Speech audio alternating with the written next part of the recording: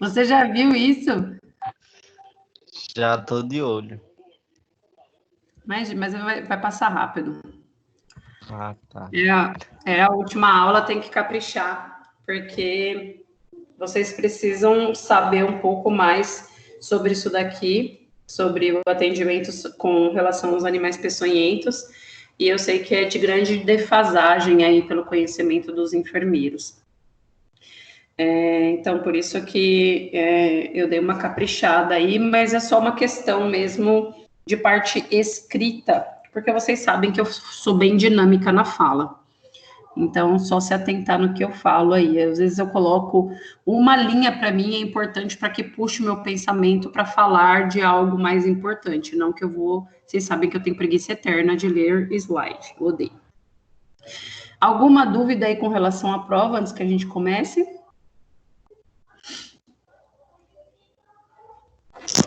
Pro, eu cheguei agora, não vi o que você falou. Eu também, Pro, cheguei agora. Então é assim, eu estava falando para ele. Bom, vamos fazer o seguinte: eu vou começar a aula, aí no final, quando tá todo mundo aí junto, aí eu falo, pode ser? Porque aí senão o pessoal vai chegando e aí a gente unifica as falas. Beleza? Beleza. Fechou, Pro. Fechou, então. Bom, então hoje a gente vai falar o nosso último tema da minha última aula com vocês, urgência e emergência, de acidentes com animais peçonhentos, tá? Bom, então, bora lá. Vocês sabem que nós, por estarmos aqui numa região super temperada, né, onde de manhã tá aquela neblina, né, à tarde tá aquele sol, um pouquinho mais à tarde chove, e à noite pode ser que você consiga fazer um churrasco porque tá quente de novo, né?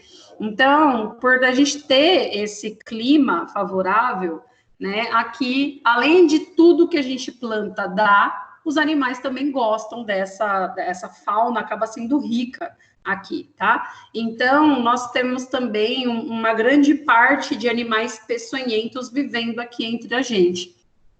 A grande característica deles, né, que vão diferenciar com relação a acidentes graves ou não, é que vocês vão ver que tem alguns que são produtores passivos de venenos e outros que são produtores ativos de venenos, tá? Então, por exemplo, nós temos as diferenciações dos animais peçonhentos, que são animais ofídicos, tá? E aí, antes de eu falar de tudo isso, eu vou deixar bem claro uma coisa. Todo acidente com animal peçonhento é de notificação compulsória imediata, tá? Lembra quando vocês aprenderam sobre SINAM? Então, essas duas turmas foram meus alunos aí de Seminário Integrador da Saúde do Adulto. Eu mesmo que ensinei vocês sobre o SINAM, Sistema de Notificação Compulsória. Todo e qualquer acidente com animal peçonhento tem que notificar, tá?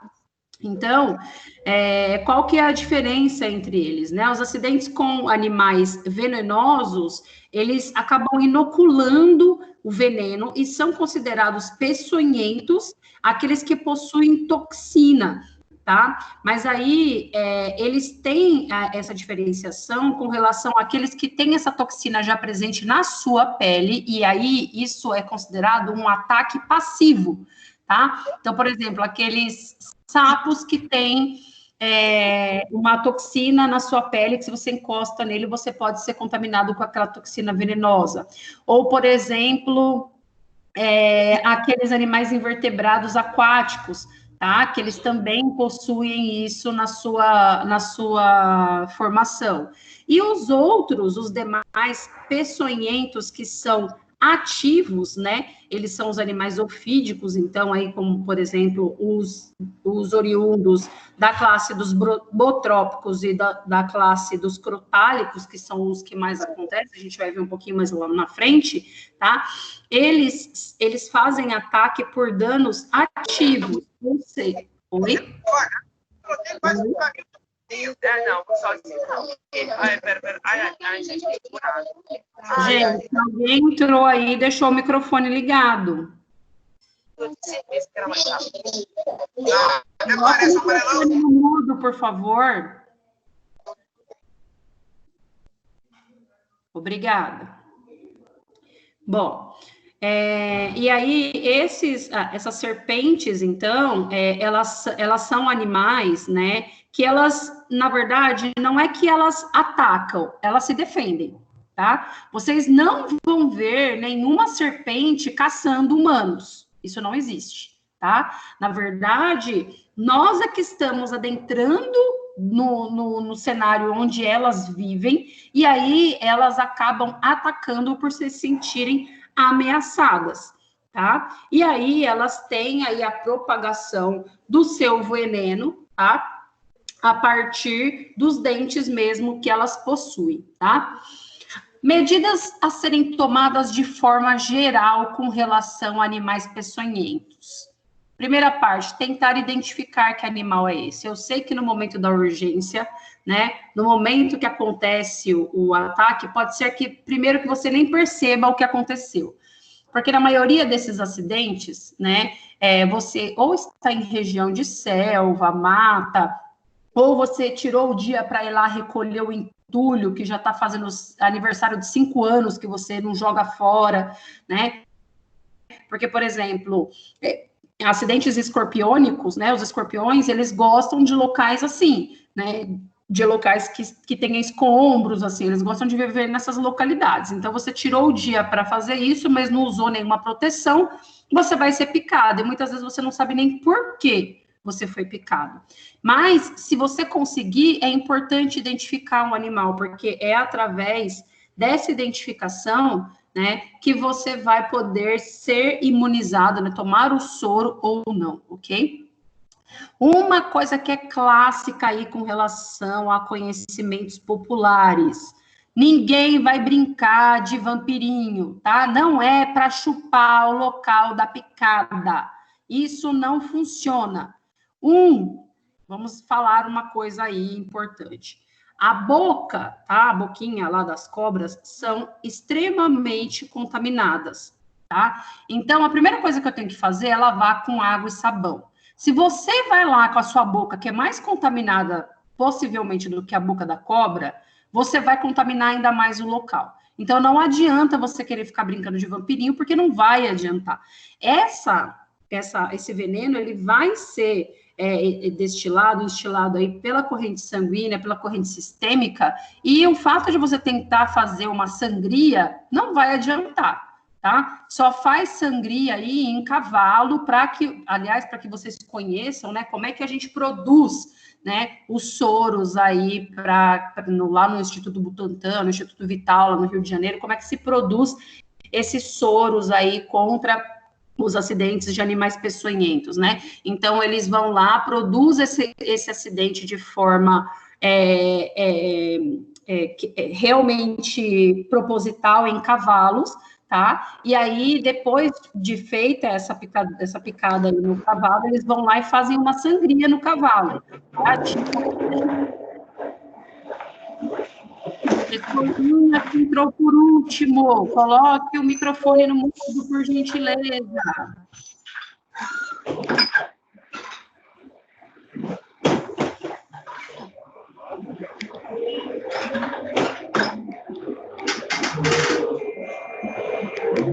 Silene, quando entrar na sala, põe o microfone no mudo, viu? Porque senão você atrapalha a aula, meu bem. Vamos lá. Tá? Então, assim, a gente faz a sangria aí nesse cavalo, mas não é uma sangria que vai deixar o coitado morrer de choque hemorrágico, tá? É uma sangria que vai tirar 3% do sangue apenas desse cavalo. Então, esse cavalo acaba criando anticorpo aí para a picada desse animal, e aí, a partir disso, que se faz o soro, tá? Então, lava só com água e sabão, não é com álcool, tá? É água e sabão, não adianta fazer sangria no local. Outra coisa, manter o repouso até chegada no hospital, preferencialmente com o braço, com a perna, colocar onde foi sofrido aí a lesão elevado. Por que tem que fazer isso? As picaduras, as mordeduras, os acidentes que vocês têm aí com os animais peçonhentos tendem a fazer edemas, tá?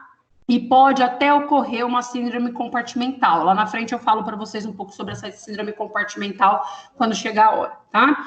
E aí, para evitar esse acúmulo aí sanguíneo, esse edema, para não fazer um acúmulo maior dessa vascularização, não deixa pé para baixo, não deixa o membro para baixo, tá? Levanta ele acima da linha do corpo, ok?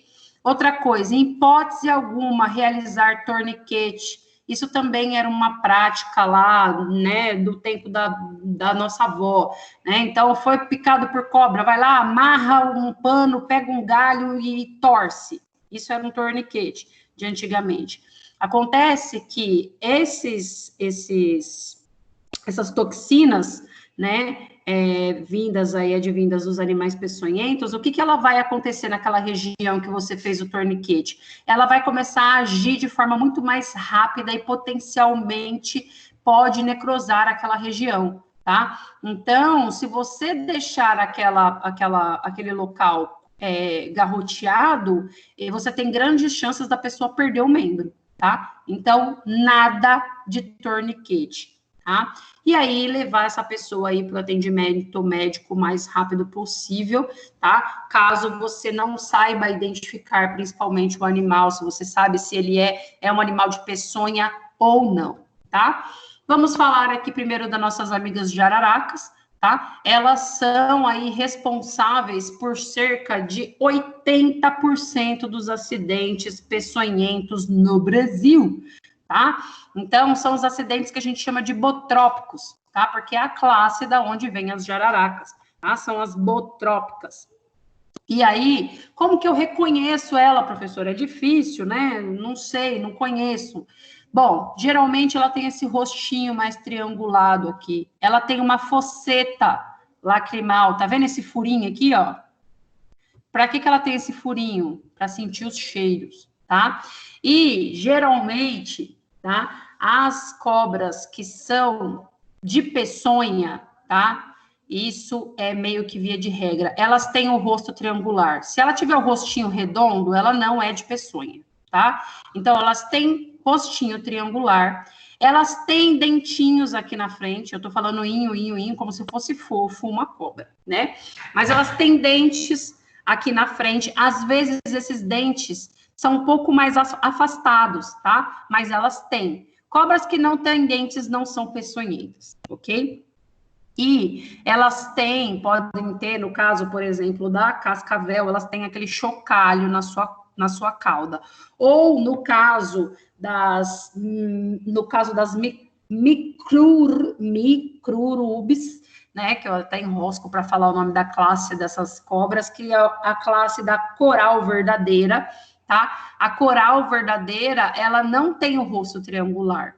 Só que a coral verdadeira, acho que vocês devem conhecer. Depois eu vou mostrar uma fotinho dela aí, tá? É aquela que é coral, que é vermelhinha, tá? Ela tem, além de ser coral, ela tem aquele rabinho mais fino, tá?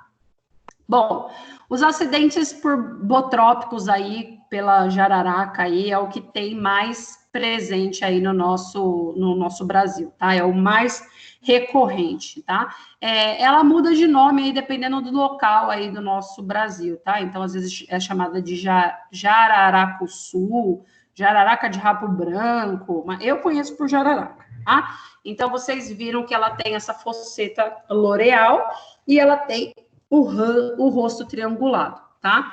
E o que vai acontecer? Oi? É a Dani, tudo bem? A Daniela Marciano. Sim. E no caso, se for uma cobra que não for peçonhenta, os procedimentos são os mesmos? Tem que ter os mesmos cuidados ou não? Sim, então. Aí depois eu vou falar com relação às gravidades, tá? Porque assim, se for uma cobra... Pode falar, Pro. Tá, se for uma cobra não peçonhenta, você só vai observar, porque um acidente por cobra não peçonhenta, o que vai fazer? Vai fazer ali uma arranhadura, pode fazer um edema, tá? Pela picada ali, e nada mais do que isso, tá? Então, você só vai observar e, no máximo, esse paciente vai tomar um analgésico e um anti-inflamatório, mais nada. A questão é a presença da dor, somente. Depois eu vou falar para vocês dos casos leves, moderados e graves dos acidentes com os animais peçonhentos aí, brotrópicos e crotálicos. Mas não sendo peçonhento, é só a questão da dor mesmo. Oi? No caso se for algum outro inseto, como escorpião, isso e aquilo, a gente tem que tentar pegar ele e levar, né, para poder ver o soro. Mas no caso da cobra, não tem. Como que vai identificar assim? Porque às vezes é no escuro, é à noite, a cobra pica, já corre. Como que procede assim? Então, em relação de cobra? É isso que eu vou falar aqui com relação a quais são as ações mais comuns do veneno. Então, quando é o que eu estava falando, se você está lá numa região de mata, você só sente a picada e não vai ver mais nada. E aí fica difícil de você saber o que aconteceu, né? E aí você vai ver a evolução desse caso, tá? Então, você tem 3 ações dessa picada aí comum do veneno com relação aos acidentes brotrópicos, tá? Você tem ações de presença de edema, bolha e necrose no local da picada, ações que são coagulantes, tá? Então, geralmente, esse paciente vai ser elevado aí a uma plaquetopenia, né? E vai ter uma dificuldade com relação aí a sangramentos, tá? Então, por exemplo, ele tem uma gengivorragia, tá? Um sangramento de gengiva ali, né? Ação hemorrágica também, né? Associada à plaquetopenia, e isso fica mais grave quando eu tenho associações a níveis, por exemplo, abdominais, tá? Então, é através dessa sintomatologia, desse desencadeamento, que você vai perceber, tá? Se foi grave ou não. Tá? Geralmente, na maior parte dos casos de acidente com animais peçonhentos no Brasil, nós temos acidentes de leve a moderado. Raramente nós temos acidentes com de animais peçonhentos graves. E aí, como que eu vou considerar isso? A proporção que isso toma em relação ao membro. Então, vamos supor, o pé desse paciente foi picado. E aí, você vai avaliar os terços disso, tá? Então, deixa eu ativar minha canetinha aqui. Vamos lá, caneta. Então, você tem um pé aqui. Só tem 3 dedos esse pé, tá? Porque é difícil aqui desenhar. E aqui vai subindo a perna. Aqui é o joelhinho. Tá. Então, você divide esse membro aqui em 3 segmentos, ok? Se você tem até essa primeira parte aqui sendo acometida, tá? Com essa presença aí de bolhas, de edema, é um acidente leve, tá? Agora, se você tem essa extensão aqui de pés até mais ou menos o joelho, esse acidente, ele é moderado. De moderado a grave, eu tenho que entrar com soro, tá? E se você tem até a extensão, até a parte distal do membro, tudo isso daqui acometido, já é um acidente grave. Eu também vou precisar de soro para esse paciente, tá? E aí vocês vão ver com relação aqui quanto de soro que eu vou precisar e qual é o soro, tá? Geralmente, a gente consegue avaliar a picada da cobra, tá? Dá para ver as entradinhas da cobra, diferente daquela que não é peçonhenta, porque ela não tem dentes para inocular a picada, tá? Então, precisa ficar atento a esses sinais aí, tá? De sangramento, para ver se o paciente não vai evoluir para uma hematúria, uma hematêmese, tá? Uma epistaxe leve pode ser um sinal de desencadeamento para um choque hemorrágico posterior, tá? Então, se esse paciente foi picado e ele foi até o hospital, ele pode ser que ele fique e você não evidencie sinais no momento graves, mais leves, ele pode ficar de 6 a 12 horas de observação sem tomar o soro, mas você fica observando ele ali, tá? E aí, enquanto isso, você observa principalmente o coagulograma aqui desse paciente, tá? Porque se os meus sinais principais são relacionados a choque hipovolêmicos, eu vou controlar principalmente coagulograma, e dou uma olhada nos outros índices aqui com relação a hemograma, urina 1 e eletrólitos, e função renal para ver se não vai estar prejudicadas, tá? E quais são os soros para conversão que eu vou ter para aplicação, né, no caso desses casos moderados a grave, né? Então, eu tenho soro antibotrópico, né, para as jararacas. Eu tenho soros antibrotrópicos e crotálicos. Quem são as classes dos crotálicos?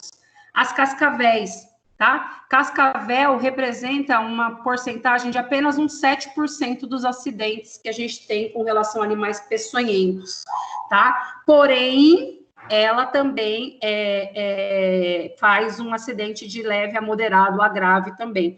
Outra classe de cobras aí peçonhentas que também recebe essa mesma soroconversão aqui de antibotrópico, porque ela é da mesma família, é a surucucu, tá? A surucucu é aquela cobra grande de 4 metros, tá? Que ela é da família da Lachesis, ok? E aí nós temos, essa daqui é um soro misto, é o Oi? Mas a surucucu, ela não morde, ela não pica, o povo fala que ela come o povo?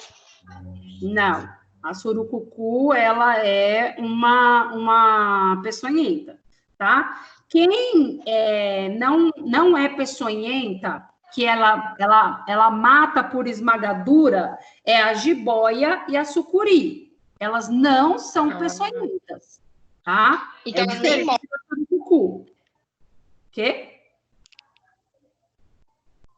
Ela já vai e come? Não é que ela vai e come, ela esmaga primeiro, porque ela precisa que você morra primeiro para ela te engolir, né? Então, a surucucu, ela é peçonhenta, ela vai inocular o veneno, tá? Mas a jiboia e a sucuri, elas não são animais de peçonha, elas esmagam primeiro, tá? Mas é o que eu falei, elas não vão à caça de seres humanos. Olha lá, vamos caçar. Hoje eu estou na busca de uma menininha. Não, elas vivem na mata. Somos nós que invadimos os espaços delas, tá? Então, elas caçam animais, vacas, cavalos, ok? Caçam animais, não nós. É nós que invadimos os espaços delas, ok? Surucucu é peçonhenta, tá? Então... Entendeu, Pro. Obrigada. Beleza? Quando eu não sei a cobra, se ela foi uma brotrópica, né, uma jararaca, ou se ela foi uma crotálica, que é a cascavel, eu dou esse soro misto aqui, que é o antibrotrópico crotálico, tá? E aí existe só o anticrotálico e também existe esse outro aqui, que é o antilapídico, tá? E aí, o que acontece? Né? Nos acidentes que são leves, tá? Que geralmente eu vou aplicar aí esse soro antibrotrópico aí, ou antibrotrópico crotálico, só no caso desse paciente estiver evoluindo para uma alteração sistêmica importante, tá? No caso leve, tá?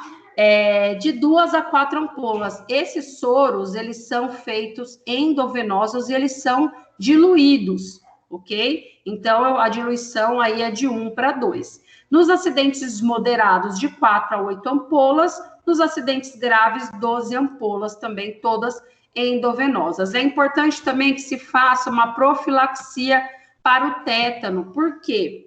Os dentinhos da cobra lá tem as toxinas tetânicas, ok? Então, se essa pessoa não tiver com a profilaxia tetânica em dia, né? E aí o em dia que eu digo não é dentro da taxa dos 10 anos. Para o tratamento do acidente do animal peçonhento, eu considero 5 anos, tá? Então, se, por exemplo, nós estamos em 2020 e ele tomou o antitetânico em 2015, ok. Se tomou em 2014, já era, vou ter que fazer uma profilaxia antitetânica. Tá? A antibioticoterapia, ela só vai ser indicada quando eu tenho um processo instalado com relação à infecção, tá? E aí, como eu estou falando de pele, pode ser um antibiótico relacionado a manifestações cutâneas, né? Então, uma cefalexina, assim, já ajudaria. Agora, se essa manifestação, né, de evidência infecciosa for maior, aí precisa de um antibiótico aí que atinja classes gram-positivas e gram-negativas, como, por exemplo, a clindamicina, tá? Preciso considerar a hidratação também, porque esse paciente pode evoluir aí para um quadro de insuficiência renal, ok? E analgesia. Tomar cuidado aí com relação à analgesia também, não posso considerar muito a relação dos opioides, porque eu preciso avaliar esse quadro aí de vômitos do paciente, né? E opioides muito potentes, como por exemplo a morfina, a gente sabe que ela provoca êmese, tá? Então, como eu falei para vocês, ó, precisa tomar cuidado, porque essas complicações mais agudizadas da doença aí pode gerar, além da insuficiência renal, né, ela pode ocasionar, por esse edema grave, pode ocorrer também a síndrome compartimental, que eu falei para vocês que eu ia falar um pouquinho lá na frente, né? O que vai ocorrer, então? Lembra que eu falei no comecinho? Eleva o membro, tá? Por quê? Vai ter um aumento da pressão intersticial, tá? E aí, esse aumento dessa pressão intersticial promove uma tensão aí nos músculos e nas terminações nervosas, ok? E aí, isso pode ocorrer não só nos acidentes ofídicos aí, nos animais peçonhentos, mas também pode acontecer em qualquer lesão de extremidade, tá? Então, nas fraturas, em lesões vasculares de membros, tá? Em compressões por tala, por exemplo, pode acontecer essa síndrome compartimental. E aí, ocorrendo, né, esse acúmulo por pressão de líquido aí, eu preciso fazer um procedimento cirúrgico, tá? No caso da síndrome compartimental, porque senão eu vou ter um fluxo sanguíneo inadequado aí, e aí eu posso ter até a morte dos tecidos dentro dos compartimentos, ok?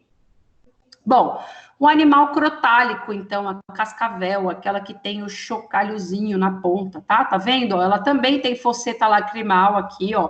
Ela também tem um rostinho triangular, tá? Ela não tem um acidente tão comum assim, tá? Como eu falei, eu tenho só 7% dos acidentes como ofídicos aí sendo desencadeado como os crotálicos, tá? A ação dela está mais variada com relação à neurotoxicidade, né? Ou seja, ele vai ter um bloqueio neuromuscular, né? Ocorrendo paralisia motoras, reações miotóxicas, né? Então, esse paciente pode evoluir com relações a lesões fibromusculares, e ela também tem essa relação coagulante, tá? Pode evoluir aí para uma plaquetopenia, dependendo desse caso, tá? Geralmente, ele evolui, esse paciente que tem um acidente com animal crotálico, né, com a cascavel, com a presença aí de edema e um eritema discreto, tá? Mas a dor é presente e, às vezes, ele tem aquela leve parestesia, uma dormência, tá? E aí, então, esse membro fica demasiadinho aqui, ó, como vocês estão vendo, tá? Pode evoluir aí para uma necrose mais seca, tá? E em alguns casos tem alguma regressão dessas alterações aí de 3 a 5 dias, tá? Mas tudo está mais relacionado às ações da neurotoxinas e da mialgia que vai acontecer, ok? Então, a questão da evolução desse paciente vai ser a mesma para o acidente botrópico. Preciso deixar ele lá em observação de 6 a 12 horas lá para o caso leve, né? Se for caso médio ou médio a grave, vai fazer o soro. Preciso manter esse paciente em observação por até 24 horas, tá? Esses soros, gente, eles têm grande potenciais aí para choques, tá? Então, seria interessante fazer uma profilaxia com medicações que sejam a palavra não é antialérgica, eu esqueci, mas são de classe antialérgicas, tá? Então, fazer uma profilaxia aí para medicações o que vai causar esses soros aí? Vai causar um prurido intenso, pode causar até em algumas circunstâncias de diarreia, e aí o que você faz? Pausa esse soro, tá? Dilui ele mais ainda, trata essa reação, pode dar broncoespasmo também, tá? Então, você vai lá, ministra uma prometazina, né, o Fenergan, ministra um broncodilatador para esse paciente, dá uma maior diluída nesse soro e depois continua fazendo o soro, tá? Não pode parar, ok? É importante fazer essa ação. E aí, um pouco diferente, no acidente crotálico, eu vou ter com relação à infusão, tá? No acidente leve, eu tenho 5 ampolas, moderada 10, e na grave, eu tenho 20 ampolas do soro endovenoso também, tá? Vamos falar um pouquinho agora sobre as aranhas, né? Os acidentes aí com relação às aranhas, né? O araneísmo, né? Nós temos mais casos, poucos casos relatados aí como os casos moderáveis a graves, bem poucos, tá? E aí os que estão relacionados à nossa fauna aí, que a gente considera como casos mais perigosos, são relacionados à aranha marrom, que é essa que vocês estão vendo, que é a Laxoceles, tá? A Laxoceles, ela é uma aranha pequena, tá? E aí, ela vai medir aí em torno de 4 centímetros, 5 centímetros aí, mais ou menos, tá? Ela vai causar aí, no momento da picada, né, o que vai acontecer? Vai ter um eritema, o paciente pode evoluir por algumas bolhas, no local vai ter uma cor violácea, tá? Prurido também, né? Então, geralmente, é aquele mesmo hábito que a gente tem, né? Tá lá cheio de pilha de tijolo, cheio de telha, né? Cheio de barranco, aí você vai no belo final de semana ensolarado, resolve fazer tudo isso sem luva, lá vem a Laxoceles e morde você. E você não é o Peter Parker, e não vai virar o Homem-Aranha, ok? No máximo que você vai ter aí é uma parestesia no local, tá? Nos quadros leves, você vai sentir essa dor, porque é uma dor muito forte, tá? E algumas manifestações sistêmicas, tá? E aí eu preciso ficar de olho com relação a extremos de idades, tá? Pacientes muito novos, crianças e pacientes muito velhos, né? Os idosos, tá? Porque os extremos de idades acabam fazendo essa manifestação sistêmica, tá? Com esse processo de desencadeamento aí inflamatório de forma mais grave, tá? Então, eles sim fazem uma hemorragia, né, mais grave, uma necrose no local, muito mais do que jovens adultos, tá? Então, existe também, tá? Olha aí como que fica, tem uma placa meio marmoreada, tá? Com relação à ação dessa aranha marrom, tá? Pode se formar bolhas aí, como vocês estão vendo, tá? E aí, esse paciente precisa ficar aí de observação aí por pelo menos 24 horas, porque nos casos mais graves ele pode evoluir para uma insuficiência renal aguda, ok? E aí existem os soros antiloxocélicos, tá? Para os casos graves, mas, gente, é muito raro acontecer caso grave por aranha lexocélica, tá? Que é a aranha marrom, que é a que a gente precisa ter mais medo, ok? E aí eu preciso administrar analgésico, tá? Cuidado também, a mesma coisa com analgésico potente, porque tem êmese aí, e aí eu confundo com relação à ação dos opioides, tá? Tem outro tipo de aranha, que é a aranha armadeira. Por que a foto da armadeira não tá aqui? A armadeira é uma aranha grande, tá? Eu acho que eu perdi o slide da armadeira. A armadeira é uma aranha bem maior, assim, ela é meio marrom também, ela não é preta, ela tem mais ou menos 15 centímetros, tá? Ela é da família da Phoneutria, tá? E ela também é o caso de ser, na verdade, ela é mais perigosa do que a aranha marrom, tá? E aí, ela está relacionada a casos mais graves aí de icterícia, de hematúria, tá? E aí, a gente precisa levar o paciente para uma soroconversão nos casos aí de uma lesão maior do que 3 centímetros, no caso de ataques aí por aranhas armadeiras. Ela tem as patinhas um pouquinho mais grossas, tá? E tem 15 centímetros mais ou menos. Agora, aquelas aranhas que a gente morre de medo, tarântula, tá? Que é aquela preta, a caranguejeira, que é um pouco mais rajadinha, tá? Essas não têm nada com relação a serem peçonhentas, tá? A tarântula, ela pode picar sim, mas ela só vai causar um processo de dor no local. Ela não vai ter nenhuma evolução com relação a processos infecciosos ou com processos ulcerativos, tá? E a caranguejeira, que também a gente morre de medo, que é aquela peludona, sabe?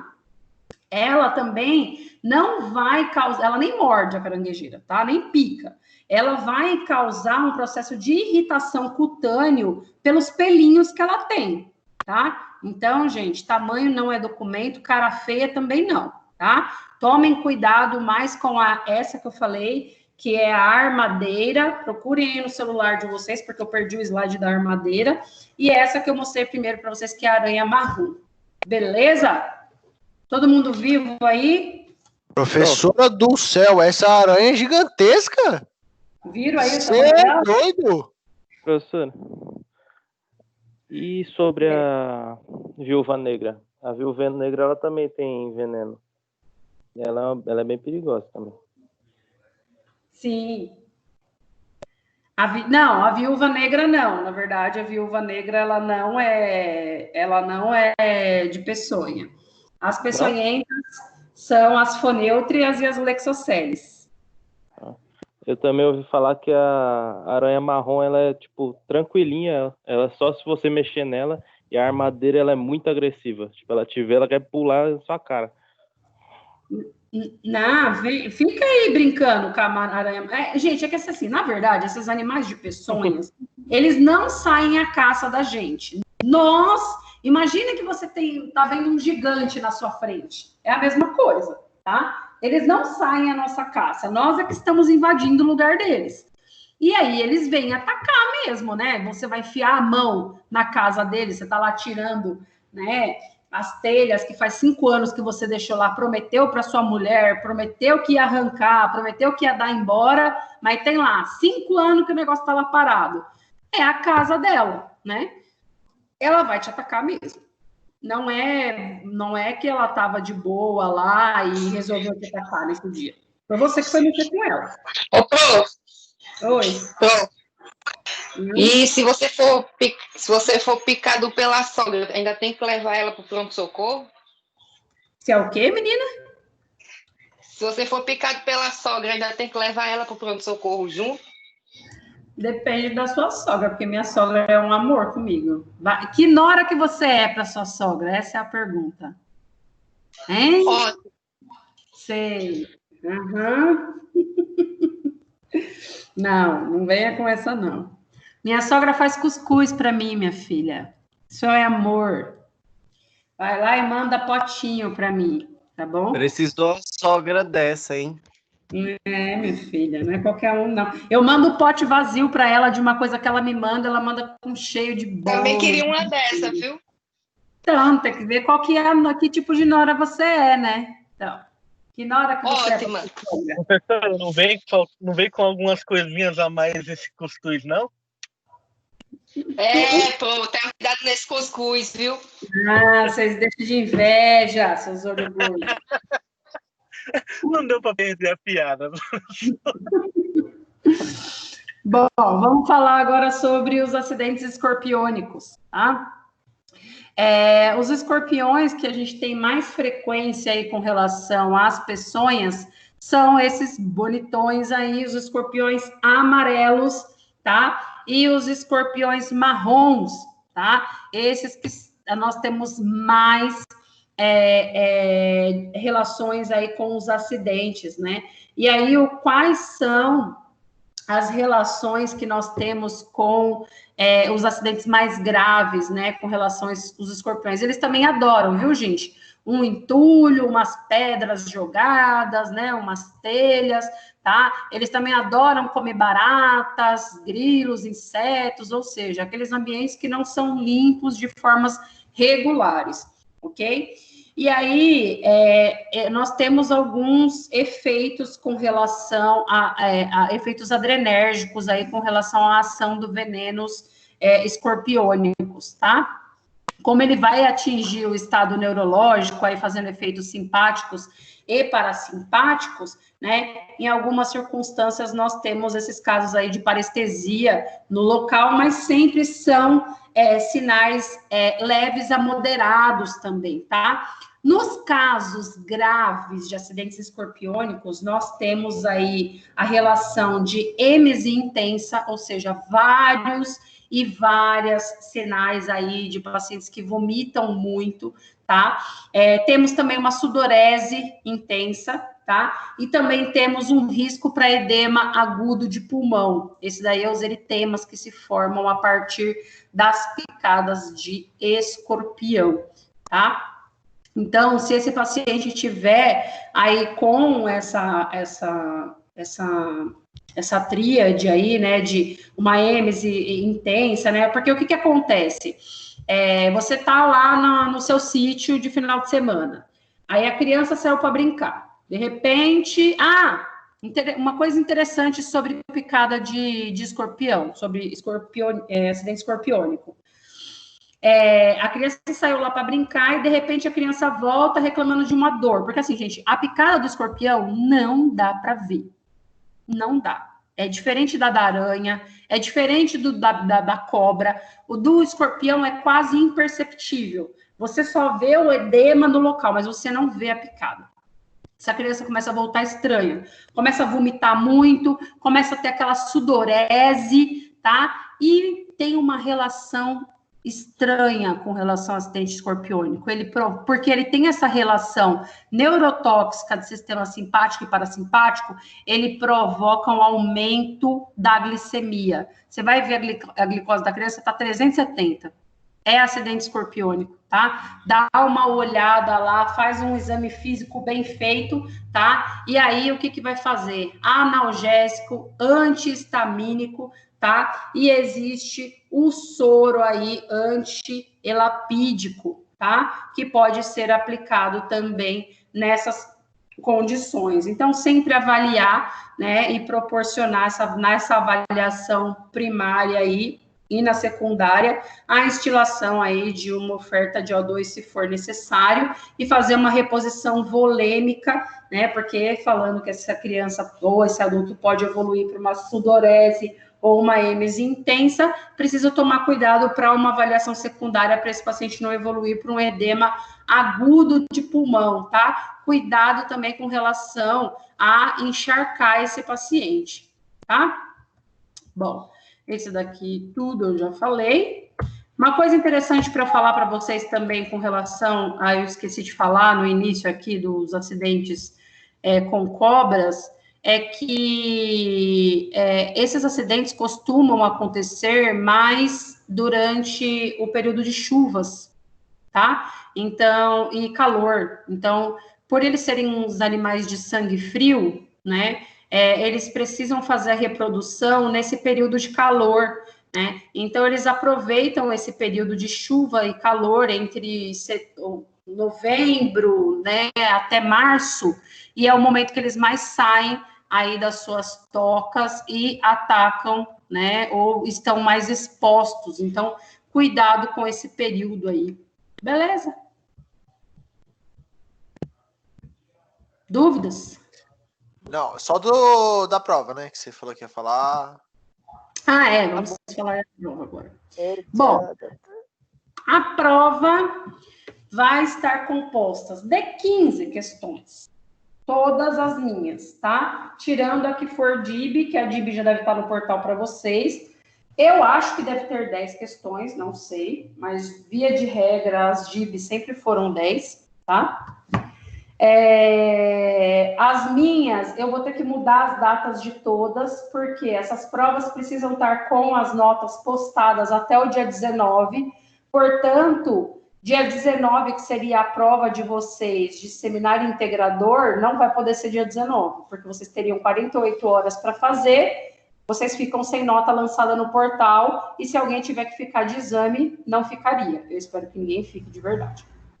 Bom, então, o que eu vou fazer? Eu vou colocar todas as provas de vocês para realização no dia 15, tá? Porque aí, como vocês têm 48 horas para fazer, vocês têm 15, 16 e 17. Vocês têm 3 lindos dias para fazer a prova, tá? Dá tempo tranquilo para fazer. Mesma dica de sempre. Número 1, parem de ficar achando que o Google é base de dados. Base de dados para vocês são as aulas que eu dou, tá? Consultem o AVA, vai lá no meu canal do YouTube, olham lá as aulas. As aulas estão postadas justamente com o nome do que eu dou. Hoje eu vou terminar a aula, vou lá e posto lá. Acidente com animais peçonhentos, urgência, aula do dia 4/6, noite. Facinho de procurar, tá?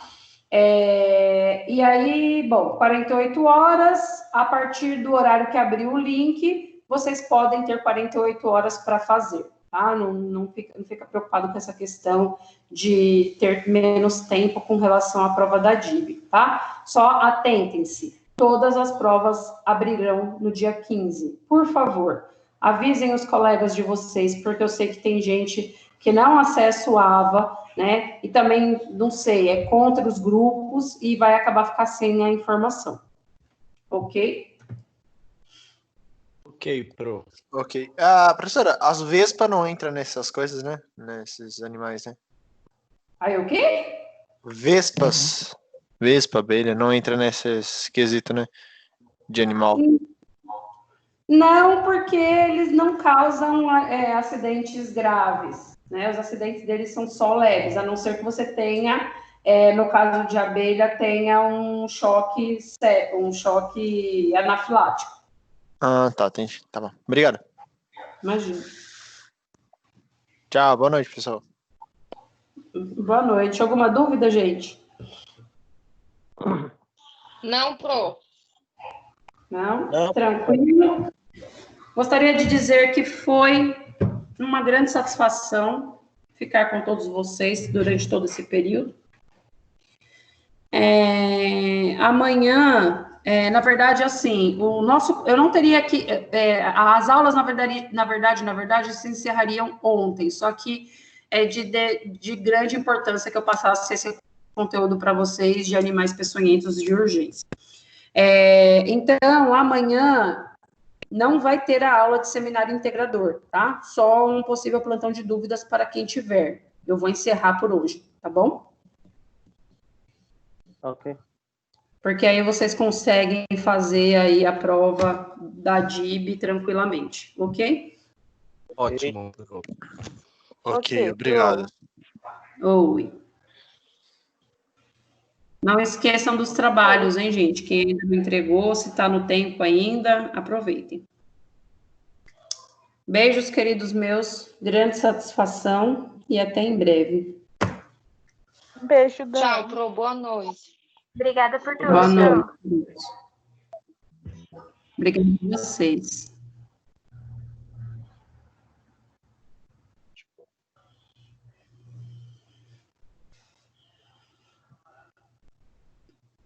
Pro, obrigada por tudo, viu? Fica com Deus, um beijão. Eu que agradeço, Aline. Obrigada por me avisar que eu não estava gravando de novo. Imagina, que isso, fique em paz.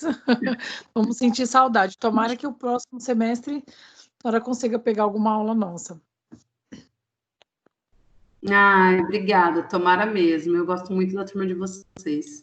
A gente também tem um carinho enorme pela senhora, viu? Um beijo. Obrigada, Aline. Beijo, Tchau. você também. Tchau. Obrigado, viu, professora? Obrigado pela paciência, pela dedicação.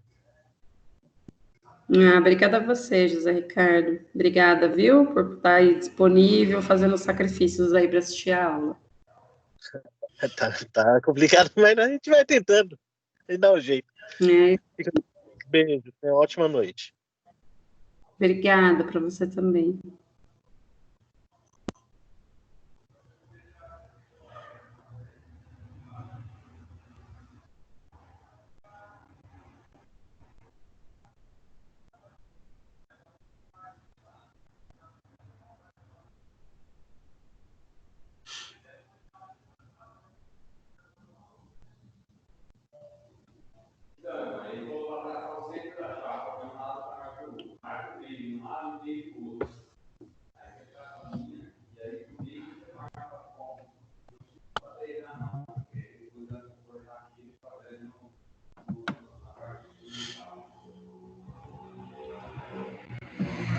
Gente, posso encerrar? Rosiane, Maria Aparecida, Luzia, Érica, Débora, Lucilene, Alexandre.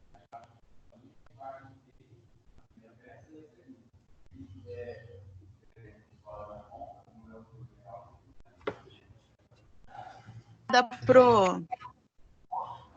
Oi, posso encerrar?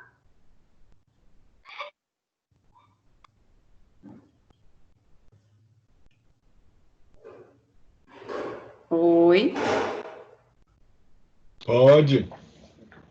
Posso?